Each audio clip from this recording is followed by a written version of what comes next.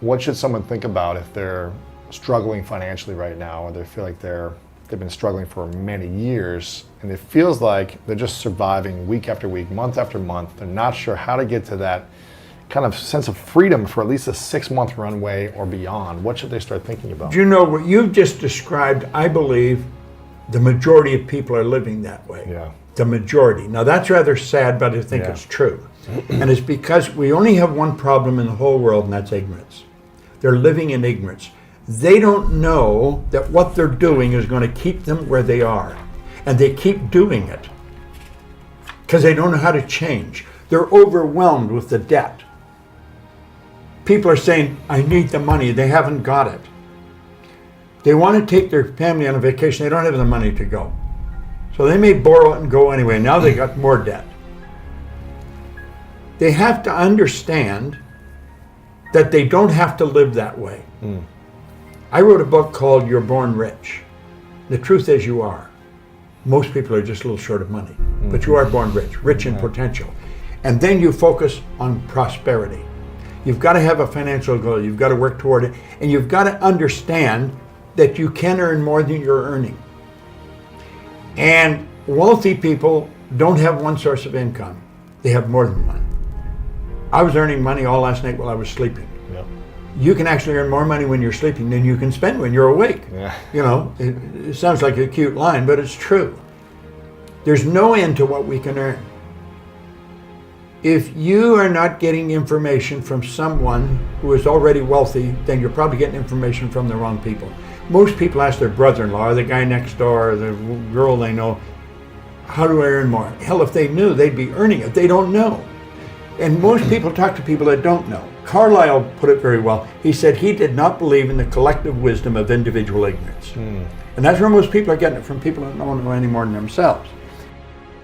I was on the fire department in a suburb of Toronto, and there was a man near there who became a friend of mine, Ray Stanford.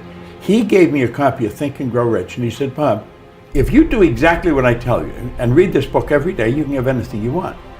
Well, I mean, I was unhappy, I was sick, I was broke, and and even you want, I thought it was nonsense.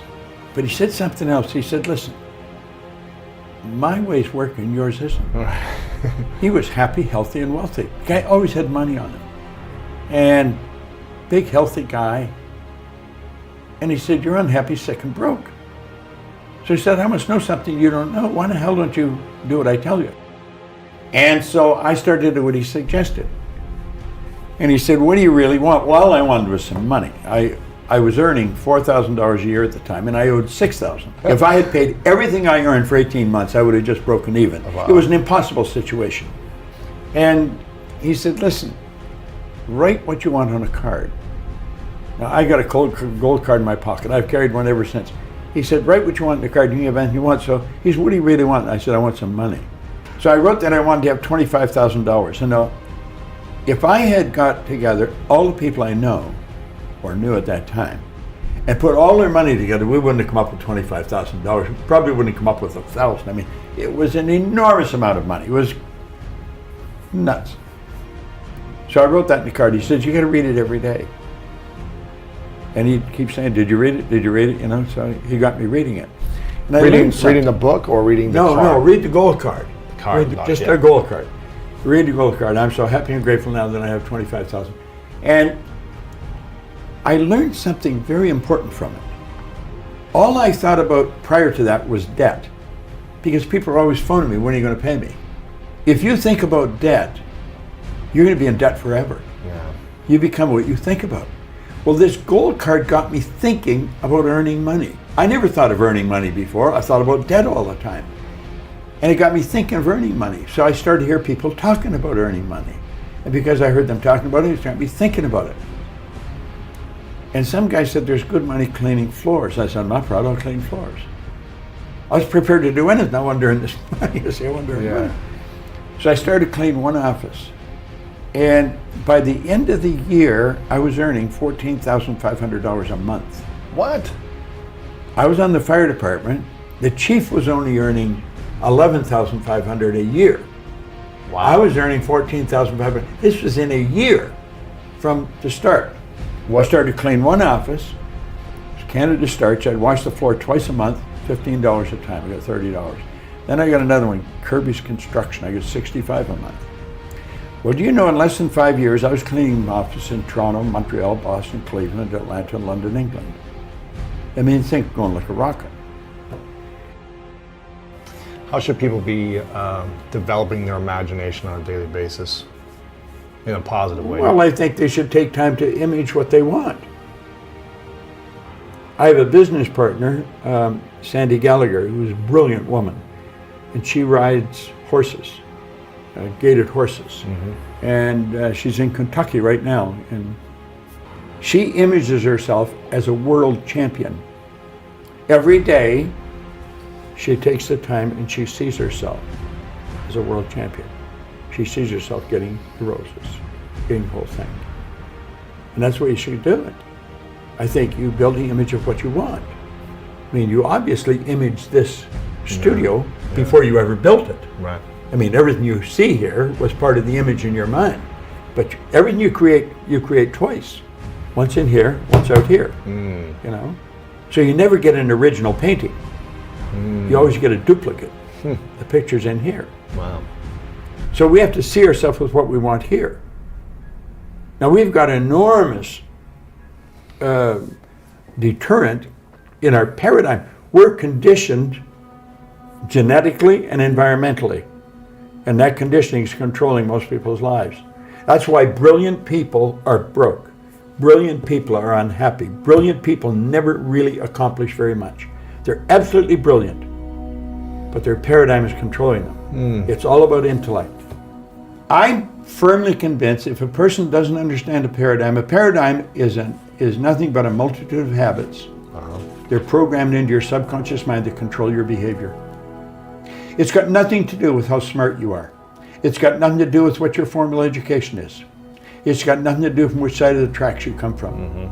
It has to do with your paradigm. The paradigm is a program in your subconscious mind. It's both genetic and environmental that's controlling your behavior. Everyone that can hear my voice knows how to do better than they're doing. And they may wonder, why don't I do it? It's because you're programmed to do what you're doing. Yeah. And until you change the program, nothing's going to change. Paradigm has to be changed. Most people live through their senses because we're programmed to do that. Literally, we're programmed genetically and then environmentally to go by what we hear, see, smell, taste, touch. But you know, I have a dog at home that can hear, see, smell, taste, touch. All animal life operates through senses. We've been created in God's image. We have these higher faculties. We are creative beings, literally. We have perception, the will, reason, imagination, memory, and intuition. They're the faculties that make us separate from everything else. Like, all the other little creatures on the planet are completely at home in their environment. We're the only creature that's totally disoriented in our environment. And that's because we've been given the faculties to create our own environment. Right. But we've never been taught how to use them. What does the power of generosity do for the other person and do for you, the giver? Givers gain. I think the giver enjoys more than the receiver. And I'm convinced that giving is one of the basic rules of success. Well, you know, Emerson said that cause and effect was the law of laws.